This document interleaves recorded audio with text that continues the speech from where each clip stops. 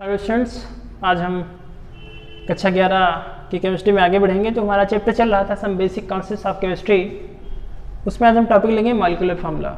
इसके पहले हम एम्पिरिकल फार्मूला क्या होता है पढ़ चुके हैं, उससे रिलेटेड कैलकुलेशन भी कर चुके हैं। और आज हम देखेंगे कि अणुसूत्र क्या होता है, यानी मॉलिक्यूलर फार्मूला क्या होता है। मॉलिक्यूलर फार्मूला इस वीडियो में हम ये भी जानेंगे कि अगर हमको पदार्थ का संगठन पता हो या हमको एम्पिरिकल फार्मूला पता हो तो फिर उसका हम अणुसूत्र कैसे निकालेंगे, तो उस कैलकुलेशन को भी हम न्यूमेरिकल के माध्यम से देखेंगे, न्यूमेरिकल के माध्यम से समझेंगे। तो पहले हम जान लेते हैं कि जो मॉलिक्यूलर फार्मूला होता है डेफिनेशन क्या होती है।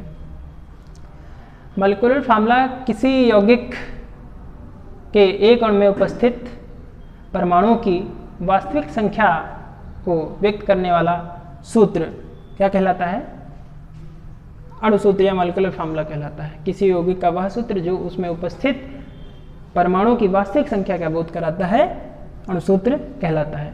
परमाणुओं की वास्तविक संख्या, एग्जाम्पल इसका हम ये लेते हैं, ग्लूकोज C6H12O6, ये हमारे पास एग्जाम्पल है। इसका अगर हम देखें एम्पिरिकल फार्मूला यानी मूलानुपाती सूत्र, तो कितना होगा। शॉर्ट ट्रिक हमने आपको बताई थी कि इसको पूरा डिवाइड करना है, 6 कम 6, 6 दूनी 12, 6 कम 6, यानी इसका जो मॉलिक्यूलर जो एम्पिरिकल फार्मूला है कितना हो जाएगा, CH2O, एक कार्बन है, 2 हाइड्रोजन है और 1 ऑक्सीजन है, यानी इसका जो मूलानुपाती सूत्र है ग्लूकोज का कितना बनेगा, CH2O। तो आपने कहा कि ग्लूकोज का जो मूलानुपाती सूत्र है वो है CH2O और इसका जो अणुसूत्र है वो कितना है, C6H12O6, ये है। तो इसका मतलब है ये सरल अनुपात को व्यक्त करता है तो ये मूलानुपाती सूत्र, और ये एक अणु का फार्मूला है C6H12O6, तो इसका मतलब ये क्या होगा, इसका अणुसूत्र हो गया। तो अणुसूत्र ये है। अणुसूत्र अर्थात कहने का मतलब ग्लूकोज के एक अणु में कार्बन के 6 परमाणु होंगे, हाइड्रोजन के 12 परमाणु होंगे और ऑक्सीजन के 6 परमाणु होंगे। तो ये हो गया अणुसूत्र। जैसे मेथेन हम देख लें, मेथेन का फॉर्मूला होता है CH4, तो CH4 हमको ये बताता है कि कार्बन की मेथेन के एक अणु में 1 कार्बन परमाणु है और 4 हाइड्रोजन परमाणु एक दूसरे से जुड़े हुए हैं, यानी कुल कितने परमाणु हैं, कुल हैं 4, 1 5 परमाणु, कुल 5 परमाणु हैं और उनका जो है संगठन कितना है, 1 कार्बन और 4 हाइड्रोजन, ये हो गया अणुसूत्र। इसी तरह से अगर हम एथिल अल्कोहल लें C2H5OH, ये एथिल अल्कोहल का रासायनिक सूत्र है। इसका अणुसूत्र अगर हम देखें तो कार्बन इसमें है 2, C2, हाइड्रोजन कितने हैं 5 और 1 6, C2H6 और 1 ऑक्सीजन, तो इसका अणुसूत्र हो गया C2H6O और इसका रासायनिक सूत्र C2H5OH, किसका, एथिल अल्कोहल का। और इसका मूलानुपाती सूत्र कितना हो जाएगा, इसमें कोई ऐसा नंबर कॉमन नहीं जिसके द्वारा हम सारी नंबर्स को डिवाइड कर सकें, तो फिर इसका जो मूलानुपाती सूत्र यानी एम्पिरिकल फार्मूला है वो भी इतना ही होगा, यानी इसमें क्या है, अणुसूत्र और मूलानुपाती सूत्र दोनों बराबर हैं। तो ये है अणुसूत्र। अब हम देखेंगे कि अणुसूत्र को हम कैलकुलेट कैसे करते हैं, जो अणुसूत्र है हम कैसे निकाल सकते हैं। तो अणुसूत्र निकालने के लिए कुछ फार्मूलों की आवश्यकता हमको पड़ती है, उन फार्मूलों को हम पहले देख लेते हैं फिर आगे देखते हैं। तो अणुसूत्र हमको कैसे निकालना है, अणुसूत्र निकालने के लिए तो सबसे पहला है कि अगर आपको मूलानुपाती सूत्र पता है तो एक नंबर हमको n पता होना चाहिए, उस नंबर से फिर हम अणुसूत्र निकाल लेते हैं। वो नंबर क्या है, मूलानुपाती सूत्र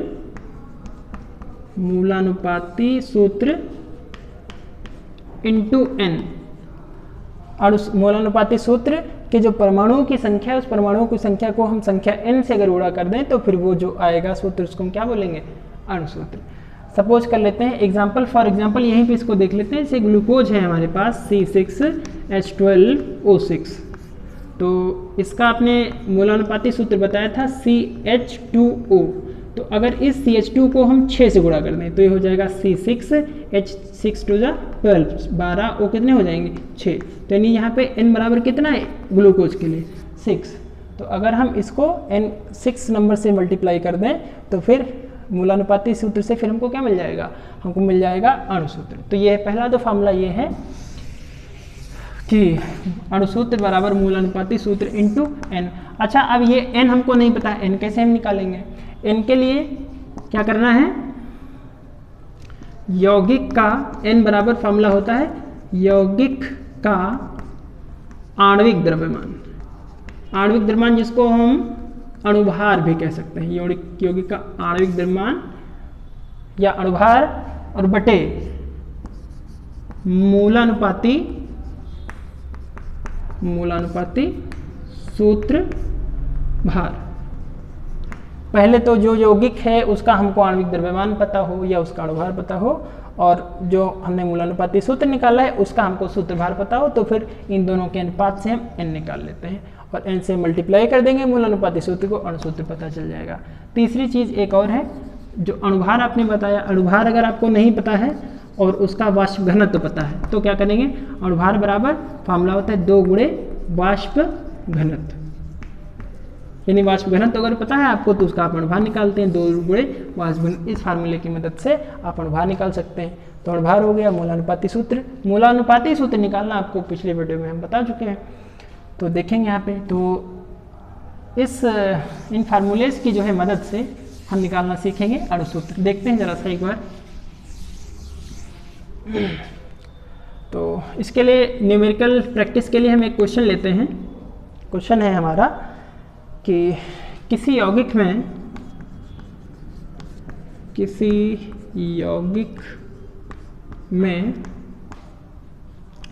कार्बन है 40%, हाइड्रोजन है 6.66%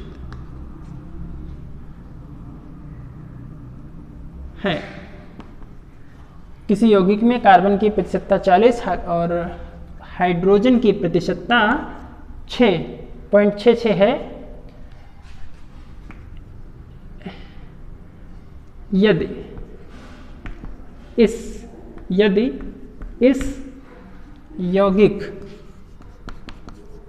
यौगिक का वाष्प घनत्व 90 तो यौगिक का अणुसूत्र ज्ञात कीजिए।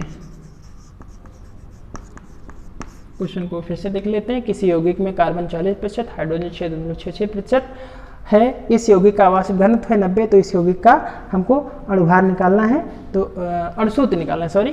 तो कैसे निकालेंगे देखते हैं। इसके लिए हमने आपको बताया था कि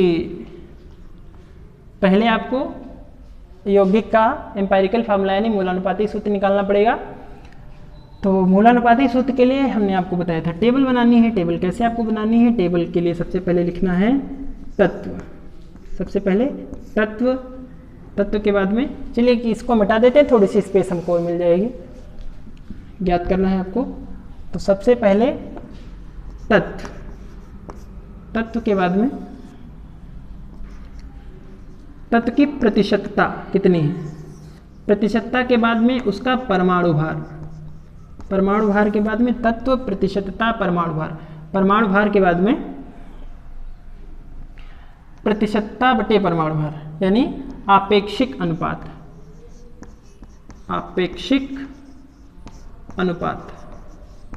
और आपेक्षिक अनुपात के बाद में सरल अनुपात। इतनी चीज़ें हमने आपको बताया था, इतनी चीज़ें आपको निकालनी पड़ेंगी। अच्छा ठीक है। तो तत्व आपके पास है कार्बन और दूसरा है हाइड्रोजन। देखिए यहाँ पे कार्बन की प्रतिशतता दी गई है 40% और हाइड्रोजन की प्रतिशतता दी गई 6.66%। हमने आपको बताया था पिछले वीडियो में कि दोनों की प्रतिशतता अगर 100 है तब तो ठीक है, अगर 100 नहीं है तो इसका मतलब उसमें तीसरा एलिमेंट प्रेजेंट है, वो एलिमेंट हो सकता है ऑक्सीजन। तो यहाँ पे हम देखें तो 40 से 46.66 ही हमारी प्रतिशतता पूर्ण हो रही है। इसका मतलब अभी इसमें एक एलिमेंट और है, वो एलिमेंट कौन होगा, वो एलिमेंट होगा ऑक्सीजन। कैसे निकालेंगे, 40 प्लस 6.6 यानी जो परसेंटेज हमको दी गई उसको ऐड करके फिर उसको माइनस करेंगे कितने से, 100 से, तो ये हमको मिलेगा 53.34। ये हमको परसेंटेज मिलेगी। इस डेटा से हम कैलकुलेशन करेंगे। कार्बन का परमाणु भार 12, हाइड्रोजन का 1, ऑक्सीजन का 16, ये भी आप चीज़ जानते हैं। तो अपेक्षिक अनुपात निकालना है, हमने आप कहा था अपेक्षिक अनुपात निकालने के लिए आपको क्या करना होता है, प्रतिशतता बटे परमाणु भार। प्रतिशतता निकालना है 40/12, इसकी है 6.66/1 और इसकी प्रतिशतता कितनी है 553.34/16 निकालेंगे। अपेक्षित अनुपात भाग करेंगे 40 को 12×3 = 36, फिर 4 बचेगा, फिर 12×3 = 36, फिर 12×3, यानी इसकी आई अपेक्षित अनुपात 3.33। इसका कितना आएगा, 1 से भाग करेंगे तो सेम वैल्यू रह जाएगी 6.66। इसको डिवाइड करेंगे तो 16×3 = 48, फिर 5×53 यानी 16×3 = 48, फिर 5×53 हो जाएगा, फिर 16×3 = 48, फिर 54 हो जाएगा ना, फिर 16×3 = 48, ये इतना आया। तो सरल अनुपात के लिए हमने आपको बताया था कि जो इन सब में जो सबसे छोटी वैल्यू है उससे सबको भाग कर दिए। तो इधर 3.33, 3.3, इधर 6, यानी जो 3.33 है वही सबसे छोटी वैल्यू है, तो इससे सबको भाग करने 3.33/3.33, इधर है 6.66/3.33, फिर 3.33/3.33, यानी ये इस वैल्यू को भी हम इसी वैल्यू से, इसको इस वैल्यू से और इसको भी इसी वैल्यू से, तो कितना हो जाएगा, ये तो पूरा डिवाइड होगा तो 1 आएगा। ये पॉइंट अगर आप हटाएंगे तो 333 और 666 2 बार पूरा डिवाइड हो जाएगा, ये भी पूरा 1 बार। तो सरल सूत्र कितना आया, सरलतम सूत्र कितना आया, सरलतम सूत्र आया कार्बन अनुपात हाइड्रोजन अनुपात ऑक्सीजन, कितना आया, ये आया 1 अनुपात, कार्बन का अनुपात कितना आया 1, हाइड्रोजन का अनुपात कितना आया 2 और ऑक्सीजन का अनुपात 1, यानी कार्बन अनुपात हाइड्रोजन अनुपात ऑक्सीजन कितना है 1.2:1। इसका मतलब क्या हो गया, मूलानुपाती सूत्र क्या हुआ, मूलानुपाती सूत्र क्या हुआ, मूलानुपाती सूत्र हो गया, कार्बन का 1 है, हाइड्रोजन के 2 हैं, H2, ऑक्सीजन का कितना हो 1, CH2O, कहने का मतलब मूलानुपाती सूत्र हो गया CH2O। ठीक है, तो अब हमको मूलानुपाती सूत्र पता हो गया, अब हमको चाहिए अणु सूत्र, देखते हैं आगे। तो अणु सूत्र निकालने के लिए क्या करेंगे, अब हम अणु सूत्र निकालने के लिए हमको चाहिए अणु सूत्र बराबर मूलानुपाती सूत्र इनटू n, आपको बताया था n कैसे निकालेंगे, मूलानुपाती सूत्र यौगिक का, आपने कहा था यौगिक का अणुभार या आणविक द्रव्यमान बटे यौगिक का मूलानुपाती सूत्रभार, यौगिक का मूलानुपाती सूत्रभार। अच्छा, तो अणुभार तो आपको दिया नहीं गया है, क्या दिया गया है, आपने कहा था वाष्प घनत्व हमको 90 दिया गया है, तो मूलानुपाती सूत्रभार, जब मूलानुपाती सूत्र आपको पता चल गया है तो आप मूलानुपाती सूत्रभार भी निकाल सकते हैं। तो अणुभार के लिए आपने बताया था अभी थोड़ी देर पहले फार्मूला, कितना बताया था 2 गुणे वाष्प घनत्व, अणुभार के लिए यौगिक का अणुभार बराबर 2 गुणे वाष्प घनत्व। तो यहाँ पे अणुभार चूंकि 2 गुणे वाष्प घनत्व होता है, तो वाष्प घनत्व हमको दिया है 90, तो इसको कैसे कन्वर्ट करेंगे 2 गुणे वाष्प घनत्व, ये हो गया अणुभार। नीचे यौगिक का मूलानुपाती सूत्रभार यहाँ से निकालेंगे, कार्बन का 12, हाइड्रोजन का 1 होता है लेकिन 2 परमाणु है, 2 से गुणा कर देंगे, ये अणुभार निकालना आप जानते हैं। उसी तरह से सूत्रभार भी निकलेगा, ऑक्सीजन का 16, अब ये 90 9 दूनी 18, कितना हो गया 180, और ये 12 2 1 2 12 2 14 14 16 कितने हो गए 14 16 हो गए 30। अब ये डिवाइड करेंगे, 0 0 कट गया, 3 1 3 3 6 18, यानी कुल मिला के कितने आए 6। n बराबर हमको कितना मिला, n बराबर 6। तो अगर n बराबर 6 हमको मिल गया है तो फिर हमको यहीं से मिल जाना चाहिए अणुसूत्र, कितना मिल जाएगा, यौगिक का अणुसूत्र बराबर कितना आएगा, अणुसूत्र बराबर मूलानुपाती सूत्र यानी CH2O इंटू n, n है 6, ये बन के निकलेगा C6H12 C6H12O6। ये हो गया फाइनल आंसर, ये हो गया। तो इसको देखिए थोड़ा सा हम फिर से देख लेते हैं। ये अणुसूत्र, मूलानुपाती सूत्र n बराबर 6 आ चुका है। इसको इधर देख लेते हैं, क्वेश्चन को थोड़ा सा रफ करेंगे। मूलानुपाती सूत्र, अणुसूत्र बराबर मूलानुपाती सूत्र इंटू n। मूलानुपाती सूत्र निकला है CH2O, n है 6, तो C6H12O6। कार्बन का 1 है परमाणु, 6 से गुणा करेंगे 6 कार्बन, हाइड्रोजन के 2 हैं, 6 दूनी 12, ऑक्सीजन का 1 है, 6 से गुणा करेंगे C6H12O6। ये हो गया अणुसूत्र यौगिक का। इस यौगिक की अणुसूत्र संरचना देख के आप अनुमान लगा सकते हैं कि या तो ग्लूकोज होगा या फिर फ्रक्टोज होगा। वो कंफर्म कैसे होगा? उसकी केमिकल रिएक्शंस के द्वारा। तो ये हो गया। इसके बाद में यहीं पे एक चीज़ और हम देख लेते हैं। ये तो हो गया अणुसूत्र, डेफिनेशन हो गई, उस पर बेस्ड न्यूमेरिकल हो गया, इससे जो रिलेटेड है उनको आप कर लेंगे। इसके अलावा यहीं पे हमने आपको बताई थी 3 चीज़ें, एक तो मूलानुपाती सूत्र, दूसरा हमने आपको बताया था अणुसूत्र, और तीसरा बताया था संरचना सूत्र। संरचना सूत्र जो तीसरा है उसको देख लीजिए, स्ट्रक्चरल फार्मूला उसको कहते हैं, स्ट्रक्चरल फार्मूला। स्ट्रक्चरल जो फार्मूला है यानी संरचना सूत्र वो कैसे है? जैसे हमारे पास है फॉर्मल्डिहाइड, कंपाउंड है हमारे पास फॉर्मल्डिहाइड, इसका अणुसूत्र होता है CH2O, इसका अणुसूत्र होता है CH2।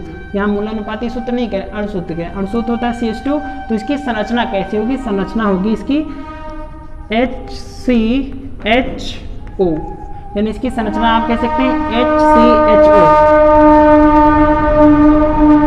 ये इसकी संरचना है। तो इसमें क्या होता है? एक कार्बन से 2 हाइड्रोजन सिंगल बॉन्ड के द्वारा और एक ऑक्सीजन डबल बॉन्ड के द्वारा। कहने का था कार्बन की संख्या भी 4 पूरी हो रही, 1 2 3 4 बॉन्ड पूरे हो रहे हैं, यानी इसकी 4 संयुक्ता पूरी हो रही। तो ये होगी इसकी संरचना। इसी तरह तो ये हो गया इसका अणुसूत्र, और यही इसका मूलानुपाती सूत्र भी है, और ये हो गया इसका संरचना सूत्र। ये है दूसरा एग्जाम्पल, इसमें हम ले लेते हैं। जैसे दूसरा एग्जाम्पल हम ले लेते हैं एथाइल एल्कोहल का। एथाइल एल्कोहल का फॉर्मूला, केमिकल फार्मूला हम जानते हैं C2H5OH होता है। तो इसका अणुसूत्र कितना होगा? C2H6O, 2 कार्बन है, 5 हाइड्रोजन, 1 ऑक्सीजन, हो गए 6, 1 ऑक्सीजन C2H6O। ये हो गया इसका अणुसूत्र। और यही इसका यहाँ पे देखिए C2 होगा, C2H6O, यही इसका अणुसूत्र, यही इसका मूलानुपाती सूत्र। लेकिन इसकी संरचना सूत्र कैसे? संरचना सूत्र इसकी होती, एक कार्बन 2 कार्बन सिंगल बॉन्ड से जुड़े हुए हैं, और दोनों पहले कार्बन से 3 हाइड्रोजन, दूसरे कार्बन से 2 हाइड्रोजन, और तीसरी कार्बन से 1 ऑक्सीजन और 1 हाइड्रोजन। यानी इसकी अगर संक्षिप्त संरचना देखें तो बन जाएगी CH3, इस कार्बन से 3 हाइड्रोजन CH3, और इस कार्बन से 2 hydrogen CH2 single bond OH। ये इसकी संक्षिप्त संरचना, इसकी कंप्लीट संरचना, ये हुआ संरचना सूत्र। तो संरचना सूत्र के द्वारा हमको ये जानकारी प्राप्त होती है कि वो जो यौगिक के परमयौगिक में परमाणु हैं वो किस प्रकार एक दूसरे से जुड़े हुए हैं। तो ये है, तीनों हमारे जो सूत्र हैं वो हो गए हैं। अब अगले वीडियो में हम देखेंगे स्टाइकियोमेट्री टॉपिक लेंगे स्टाइकियोमेट्री, वो हमारा लास्ट टॉपिक होगा इस चैप्टर का। ठीक है, थैंक यू।